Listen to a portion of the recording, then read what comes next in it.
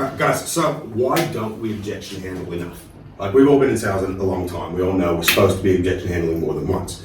People don't like change. Human beings resist change because it's not safe. Some people just need to be asked a couple of times. Yet, on average, if you guys are being honest, how many times did you reckon we objection handle each customer?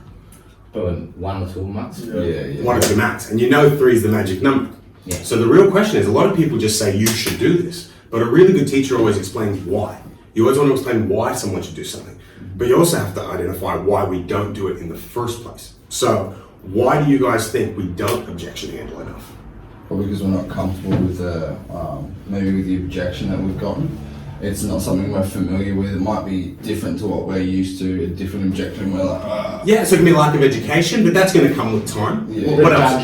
Prejudging, saying this person is Yeah, not so it's just thinking, A, they're not interested, right? Yeah. Or B, being honest, we don't really want to piss them off. yeah, Right? So either we don't think they're going to do it, or we don't want to piss them off. So the reason we don't objection handle, both of those reasons aren't legitimate. Because if you really think about it, right? How many customers have you just tried that extra objection handle and then they've been like, do you know what? All right. Have you guys all experienced that before? Yeah. So already we know that's BS. Yeah. But the other one, guys, is we don't think we have permission. We think we're going to piss the customer off. And here's one really, really, really good trick that's going to completely change your game and make sure that you objection handle the amount of times you're supposed to each time. You ask. And what I mean by that is if you give them that standard deflection, yeah, that's right, but obviously what we're doing makes sense, right? Yeah.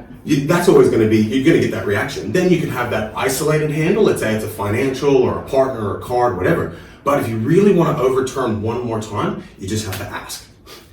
Do you mind if I make one last suggestion before I leave you alone? What happens if they say yes?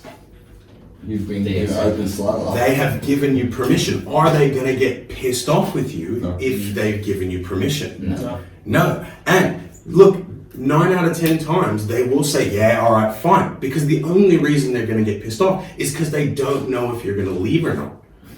Right? Yeah, So we circumvent that all in one hit.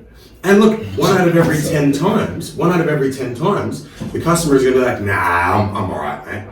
Cool, leave them alone, don't pitch them again. But you're still going to be adding one more objection handle 90% of the time. If you add one more objection handle 90% of So the you time. ask this always on the third one? Depends on the customer, yeah. 'Cause sometimes you'll deflect early on in the pitch, but more often than not, that is an absolute lifesaver in terms of giving you that extra objection handle. Make sense, guys? Yeah. Happy days. That's a good one.